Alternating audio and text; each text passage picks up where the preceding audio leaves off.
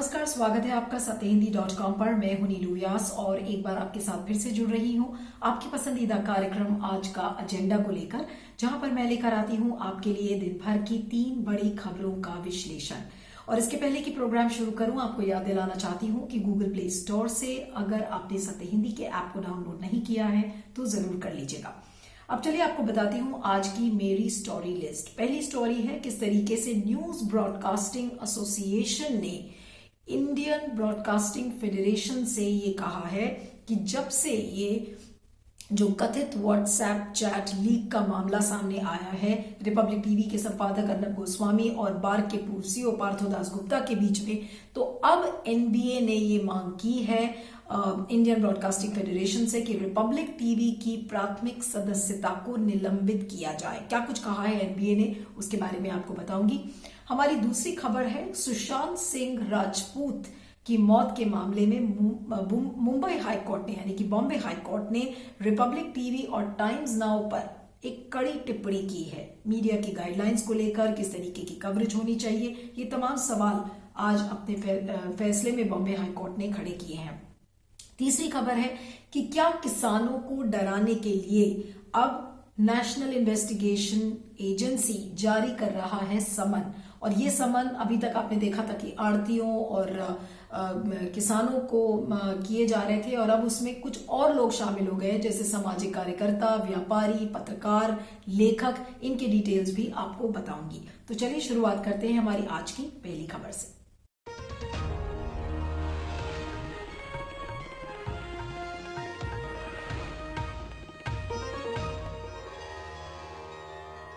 ऐसा लगता है कि रिपब्लिक टीवी के संपादक अर्नब गोस्वामी की मुश्किलें दिन ब दिन बढ़ती ही जा रही हैं। अभी आपने देखा था हाल में कि किस तरीके से उनकी जो व्हाट्सएप चैट्स जो लीक हुई थी, जो मैसेजेस उन्होंने भेजे थे बार के पूर्व सीईओ पार्थोदास गुप्ता, उसको लेकर उस पर काफी आलोचना हुई क्योंकि लोगों ने ये कहा कि उनको बालाकोट की जो एयर स्ट्राइक्स थी उसके बारे में उनको पता था। इसके अलावा उन्होंने बहुत सारी बातें कई पत्रकारों के बारे में कही हैं। तो ऐसी बहुत सारी बातचीत सामने आई है जिससे कि उन कथित व्हाट्सएप चैट की जो लीक है उससे पता चलता है कि किस तरीके से अर्नब गोस्वामी की साठगांठ बार के सीईओ, उस समय के जो सीईओ थे पार्थोदास गुप्ता, उनके साथ थी। उसमें अर्नब गोस्वामी ने यह भी हवाला दिया कि वो पीएमओ के बहुत करीब हैं, वो सूचना और प्रसारण मंत्रालय को काफी करीबी से जानते हैं। सचिवों की नियुक्ति का जो मामला है, कैबिनेट में फेरबदल, तो ये तमाम जो कॉन्वर्सेशंस हैं इनका हवाला आपको इस व्हाट्सएप चैट्स में मिलता है,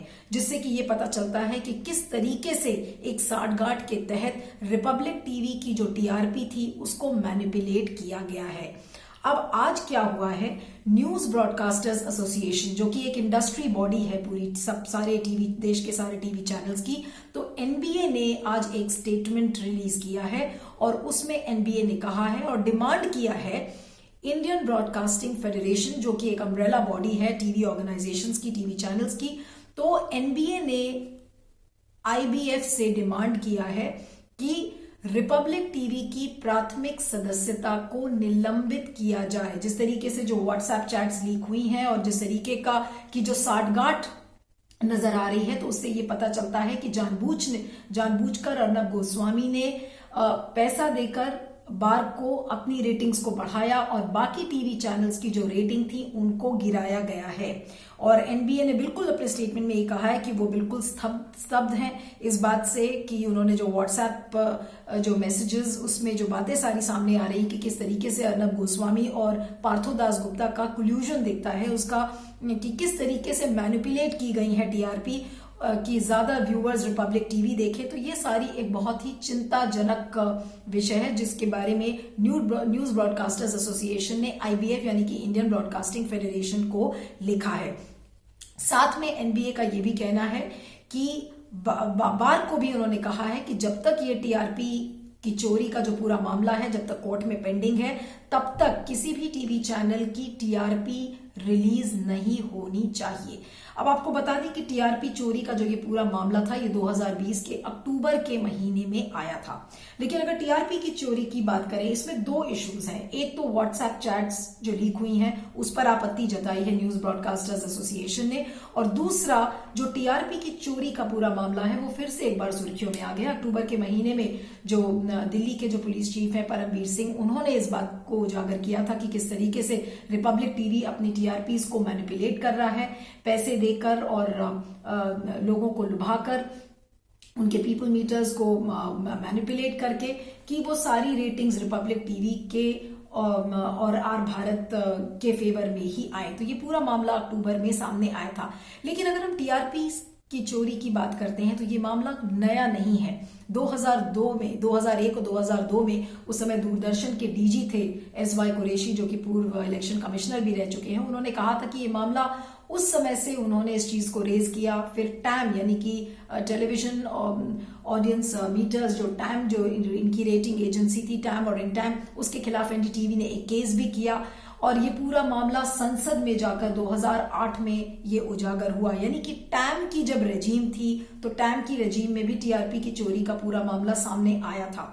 इसके बाद टैम पे जब कोर्ट केस चला तो टैम ने अपने सारे जो बिजनेस इंटरेस्ट थे वो सब बार्क को बेच दिए और ब्रॉडकास्ट ऑडियंस रिसर्च काउंसिल को बनाया गया। अब बार्क की रजीम में भी देखिए किस तरीके से रिपब्लिक टीवी बिल्कुल टॉप पर चल रहा है और बार बार ये आरोप लग रहे हैं कि अर्नब गोस्वामी ने किस तरीके से बार्क के सीईओ के साथ साठगांठ करके और अपनी टीवी रेटिंग्स को मैनिपुलेट किया और जो बाकी टीवी चैनल्स हैं उनकी रेटिंग्स को डाउन किया। तो दो तीन बातें हैं आज। व्हाट्सएप चैट्स किस तरह से लीक हुई, उनका जो एक इशू है, अलग अलग मुद्दे हैं उसमें। कुछ जर्नलिस्ट के लिए उन्होंने बातें कही हैं, किस तरीके से पावर ब्रोकर की तरह इसमें अर्नब गोस्वामी नजर आ रहे हैं। लेकिन उससे भी ज्यादा जो टीआरपी का मामला है वो कहीं ना कहीं आज सीरियसली डील करने की जरूरत है। जो चीजें टैम के दौर में दिखी थी वही बार्क के रजीम में भी नजर आ रही हैं कि किस तरीके से टीआरपी की चोरी हो रही है। यानी कि जो पूरा मामला है उस पर सरकार कहीं ना कहीं बिल्कुल विफल नजर आई है कि इस चीज में वो इंटरवीन कर सके। अब आपको बता दें, जिस समय प्रियरंजन दास मुंशी जो कांग्रेस की रेजीम में जब वो सूचना और प्रसारण मंत्री थे तो उन्होंने एक बहुत कड़ी टिप्पणी की थी टीआरपी चोरी के स्कैम में, और उन्होंने कहा था कि ये जो पूरा टीआरपी का ये जो एक गंदा गेम है इसका जो पूरा कोरिलेशन है वो एक तरीके से स्टॉक एक्सचेंज और कंपनी के बीच में नजर आता है। तो अगर इस प्रियरंजन दास मुंशी के इस स्टेटमेंट को अगर आप ध्यान से देखें तो क्या शायद यही वजह है कि जितने भी टीवी चैनल्स हैं वो आज टीआरपी की दौड़ में फंस गए हैं। और टीआरपी से क्या होता है, जब वीकली टीआरपी रेटिंग्स निकलती हैं तो आपको किस चीज से मदद मिलती है? एडवर्टाइजर्स को मदद मिलती है, मीडिया बाइंग एजेंसीज हैं उनको मदद मिलती है, साथ में जो टीवी चैनल्स हैं उनको अपना कंटेंट किस तरीके का परोसना है, किस तरीके की चीजें दिखानी है लोगों को, इन सारी चीजों में मदद मिलती है और उस हिसाब से कंटेंट जनरेट होता है। लेकिन अगर आप इससे अंदर से साठगांठ करके और अपने ही फेवर में कर लेंगे तो आप इसे क्या कहेंगे? ये खुला एक टीआरपी की चोरी का स्कैम है। लेकिन अब क्या इसमें सरकार दखलंदाजी कर सकती है? सरकार इस टेरिटरी में इसको नहीं आना चाहिए, लेकिन फिर भी बार बार इस टेरिटरी में सरकार को खींचा गया है। लेकिन इसको लेकर अभी तक कोई नियम, कोई कानून इस पर ऐसा नहीं बना है जिसके चलते कि टीवी चैनल्स पर शिकंजा इस पर कसा जा सके। तो कुल मिलाकर ये सरकार, जो लोगों का भरोसा है टीवी चैनल्स में, न्यूज चैनल्स में, प्रोग्राम्स की जो टीआरपी रेटिंग्स आती हैं उसको लेकर आज एक भारी जो एक ट्रस्ट डेफिसिट है वो देखने को मिल रहा है। टीआरपी के ऊपर से लोगों का भरोसा उठ चुका है। लेकिन आज जरूरत है कि भले ही रिपब्लिक टीवी का ये पूरा मामला आज सामने आया हो कि किस तरीके से टीआरपी को मैनिपुलेट किया जा रहा है, लेकिन इसमें सरकार क्या करेगी, इस चीज को कैसे नियंत्रित करेगी? पहले टैम के रेजीम में हुआ, फिर अब बार्क के रेजीम में हुआ है। मान लीजिए आप बार्क की जो रेटिंग्स हैं वो उसको कैसे क्लीन करेंगे, अपने स्टैटिस्टिकल जो उनकी जो मेथोडोलॉजी है डेटा कलेक्ट करने की उसको कैसे और उसको क्लीन करेंगे, ये सारी चीजें हैं। इस पर क्या नियम या कानून बनने चाहिए, ये सारा फोकस आज फिर से आकर खड़ा हो गया है। और जब तक इन चीजों को एड्रेस नहीं किया जाएगा तो मुझे लगता है कि इस तरीके की टीआरपी की चोरी का मामला थमता हुआ नजर नहीं आ रहा है। पहले टैम था, अब बार्क है। आपको एक नई एजेंसी बना देंगे, उसमें भी टीवी चैनल्स घुसकर, क्योंकि इतना कट थ्रोट कंपटीशन है, for advertising, for content writing, कि आप उस चीज को नियंत्रित करना बहुत ही मुश्किल है। और मैं आपको एक बार फिर से याद दिलाना चाहती हूँ कि जो प्रियरंजन दास मुंशी थे, जो पूर्व सूचना प्रसारण मंत्री थे, उन्होंने बिल्कुल ये बात कहा था कि TRP is a dirty game, it looks like a direct relation between the stock exchange and the company. यानी कि जो बिजनेस इंटरेस्ट है कंपनी के और उसका स्टॉक एक्सचेंज पर किस तरीके से लिस्टिंग होगी, ऐसा लगता है कि इसका कोरिलेशन इससे है। और शायद यही वजह है कि कोई भी टीवी चैनल अपने आप को टीआरपी की दौड़ से बाहर नहीं रख सकता है। और ये जो कट थ्रोट कंपटीशन है, जिसमें कितना डर्टी गेम है, किस तरीके से आप इसको मैनिपुलेट कर सकते हैं, रिपब्लिक टीवी इसका एक सीधा साधा एग्जाम्पल है। लेकिन आज सबसे बड़ा सवाल है कि आप जिस तरीके की सैंपल साइज लेते हैं, आज हमारी 1.3 बिलियन पॉपुलेशन है भारत की, लेकिन 1.3 बिलियन पॉपुलेशन को केटर करने के लिए अगर आप नंबर ऑफ हाउस होल्ड्स देखें, जहां पर ये जो बार्क ने अपने पैनल हाउस होल्ड्स लगाए हैं वो 44,000 है, तो क्या ये सैंपल साइज काफी है? कई लोग इस पर भी कहते हैं कि नहीं ये क्रेडिबल है, कुछ लोग कहते हैं क्रेडिबल नहीं है। लेकिन कुल मिलाकर जो जिस तरीके की आज न्यूज ब्रॉडकास्टर्स एसोसिएशन ने आईबीएफ को लिखा है, और आपको बता दें कि न्यूज ब्रॉडकास्टर्स एसोसिएशन के जो चेयरमैन हैं वो इंडिया टीवी के हेड हैं रजत शर्मा, उन्होंने इन बातों को उजागर किया है। तो जाहिर सी बात है कि जितने भी टीवी चैनल्स के जो मालिक हैं, आज उनको कहीं ना कहीं लग रहा है कि उनको बिजनेस में घाटा होगा, और अगर रिपब्लिक टीवी इस तरीके का मैनिपुलेशन कर सकता है तो वो लोग क्यों नहीं कर सकते। तो ये सारी बातें आज सामने आई हैं, लेकिन इस तरीके के स्टेटमेंट को रिलीज करने से ऐसा लग रहा है कि रिपब्लिक टीवी अब बिल्कुल अलग थलग पड़ गया है और सारे टीवी चैनल्स अब एक तरफ हो जाएंगे, रिपब्लिक टीवी एक तरफ होगा। तो ये तो कट थ्रोट कंपटीशन का मामला है। लेकिन जो दूसरा इशू है कि इस पूरे सिस्टम को साफ, पवित्र, जिसे कहते हैं कि इसको पूरा सिस्टम की जो क्लेंजिंग है वो कैसे होगी, इस पर सरकार को भी सोचना होगा, टीवी चैनल्स को भी सोचना होगा। इस पर आपका क्या सोचना है? फीडबैक जरूर दीजिएगा। मैं आगे चलती हूँ।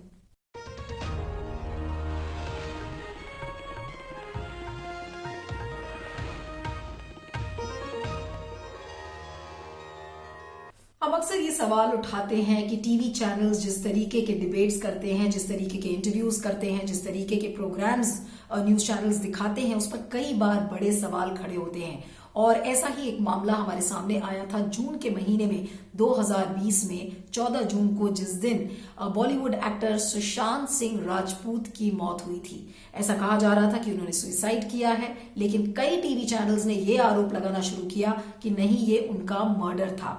और यहां तक कि सारे टीवी चैनल्स ने हदें पार कर दी। सुशांत सिंह राजपूत के विजुअल्स दिखाना, जितने भी जो स्टेक होल्डर्स थे उस केस में, उनको खींचना, उनके इंटरव्यूज करना, उनका एक तरीके से सबका मीडिया ट्रायल शुरू हो गया था। चाहे वो सुशांत सिंह राजपूत का परिवार हो, चाहे उनकी गर्लफ्रेंड रिया चक्रवर्ती हो, जिस तरीके से एविडेंस को नष्ट किया मीडिया वालों ने अंदर घुसकर, और किस तरीके से वहां पर एक आपको ध्यान होगा कि जिस तरीके के विजुअल्स बिल्कुल सोशल मीडिया पर वायरल हुए थे कि सुशांत सिंह राजपूत की बॉडी बेड पर पड़ी हुई है, तो वो तमाम तरीके के, उसमें कई लोग उन्होंने ये भी कहा कि नहीं ये फेक विजुअल था।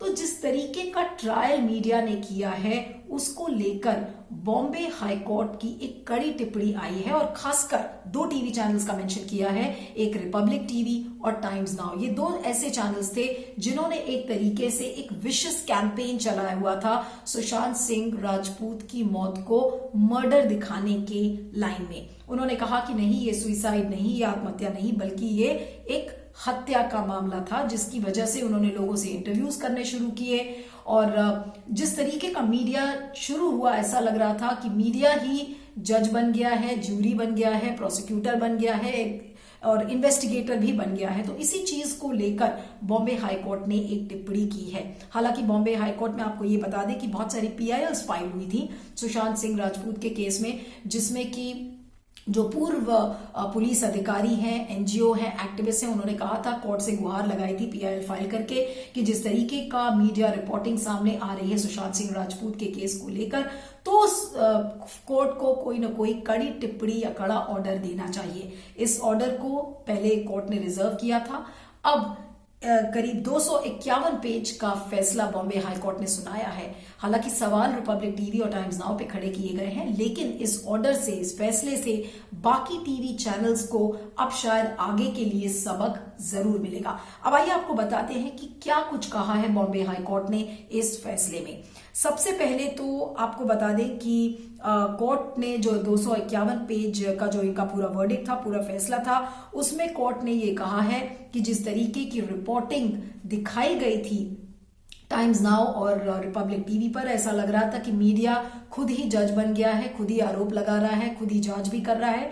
तो हम किस लिए हैं, कोर्ट यहां पर किस लिए बैठा है। और साथ में मीडिया को यह भी बोला गया, दोनों टीवी चैनल्स को, कि वो एक अवमानना का केस है, जिस तरीके का, और जो क्रिमिनल जस्टिस सिस्टम है उसकी डिलीवरी में बाधा है, जिस तरीके की रिपोर्टिंग मीडिया ने की है, और खासकर ये 2 टीवी चैनल्स को लेकर। आपको बता दें कि कोर्ट ने यह भी कहा कि these TV channels cared less for the rights of the stakeholders and throwing the commands of CRPC and all the sense of propriety to the wind। यानी किसी भी रूल को, किसी भी प्रोटोकॉल को, किसी भी नियमावली को इन टीवी चैनल्स ने नहीं माना। और साथ में कोर्ट ने यह भी कहा कि जिस तरीके की रिपोर्टिंग हुई थी उससे जो आम लोग हैं, आम जनता है, उसका भरोसा पुलिस में, उसका भरोसा जो जुडिशरी में है, वो उठता हुआ नजर आ रहा है। हालांकि इन दोनों टीवी चैनल्स के खिलाफ कोई कोर्ट ने एक्शन नहीं लिया है, लेकिन उन्होंने कहा है कि वो कोर्ट उम्मीद करता है इस बात की कि आगे फ्यूचर में जितने भी टीवी चैनल्स होंगे, अभी जब तक फ्रेश गाइडलाइंस नहीं बन जाती हैं, तो जो प्रेस काउंसिल ऑफ इंडिया की जो नियमावली बनी है, जो गाइडलाइंस बनी है, उसको सुसाइड के केस में फॉलो किया जाएगा। उसके साथ मीडिया से कोर्ट ने यह भी कहा है कि मीडिया को किन बातों को अब अवॉइड करना पड़ेगा। मीडिया को इन बातों को अवॉइड करना पड़ेगा कि वो किसी भी तरीके का इंटरव्यू या डिबेट या किसी तरीके का एनालिसिस विक्टिम्स का ना करे। अगर कोई ट्रायल ऑलरेडी चल रहा है, कोई पुलिस केस ऑलरेडी चल रहा है किसी आपराधिक मामले में, तो इन पिटिशनर्स का जो स्टेक होल्डर्स है, खासकर इनके इंटरव्यूज और इनके जो वर्जन्स हैं, उनसे बचें।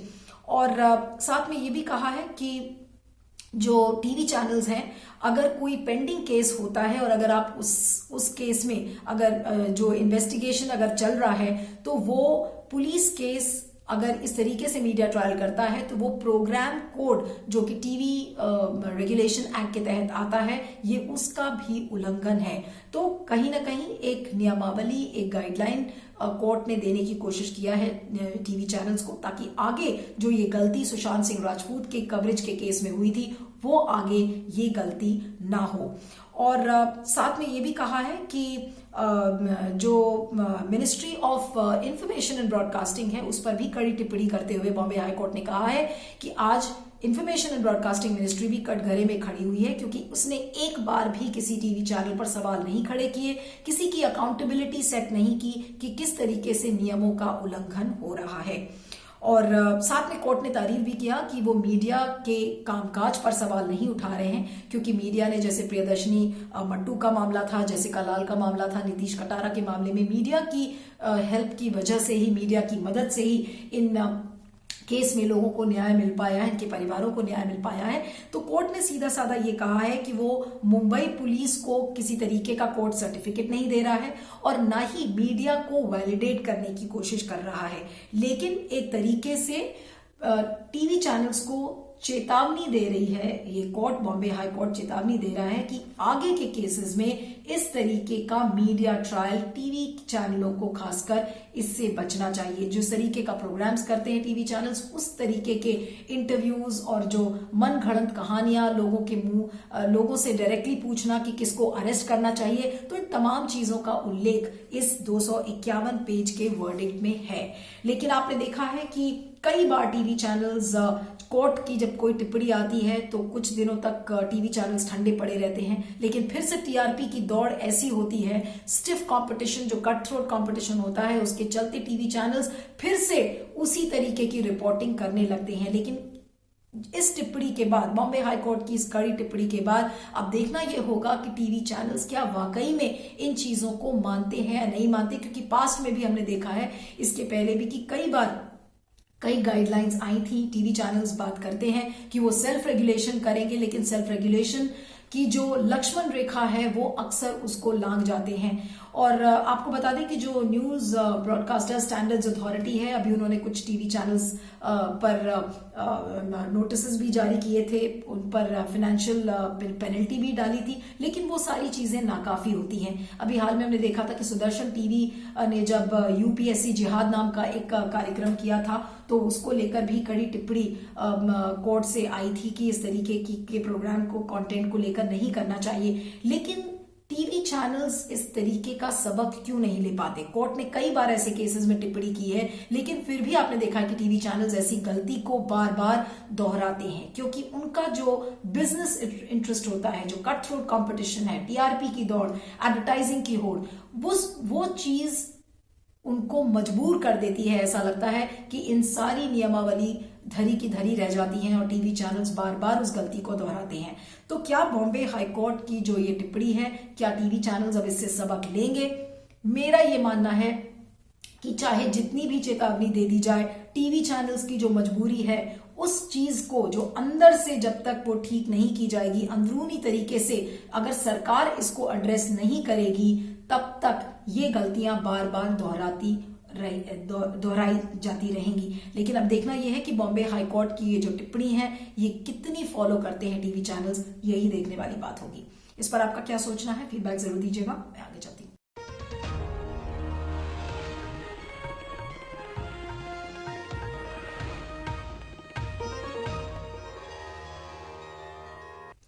अब बात करते हैं किसान आंदोलन की और उसमें चल रही लोगों से पूछताछ की। अभी आपने देखा था कि किस तरीके से जो आरती हैं, पंजाबी गायक हैं, उनके ऊपर छापेमारी हो रही थी और आईटी की तरफ से उनको नोटिस गया था।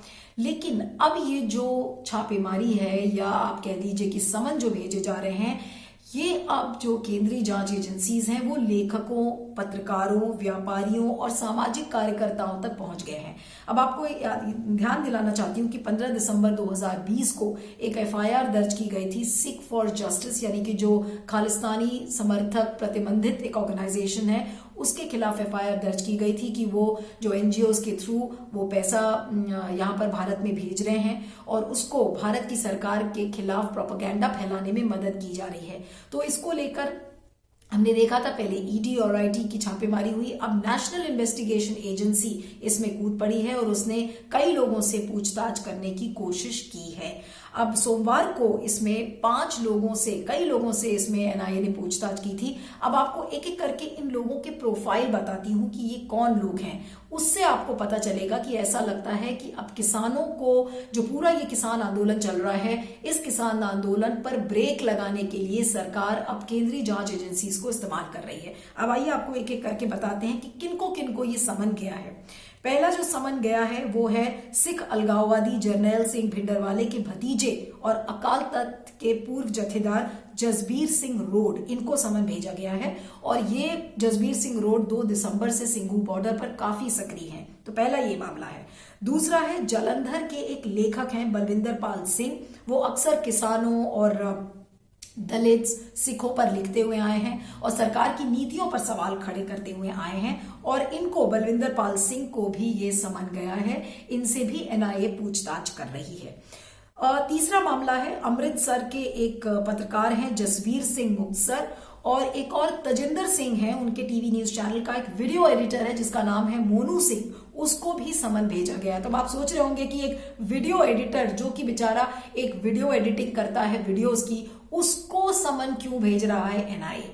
अब आपको बता दें कि अंबाला के एक और फ्रीलांस पत्रकार हैं वीनर सिंह, उनको अभी हाल में कनाडा और ब्रिटेन से 6 लाख रुपए आए हैं, उनसे भी एनआईए पूछताछ कर रहा है।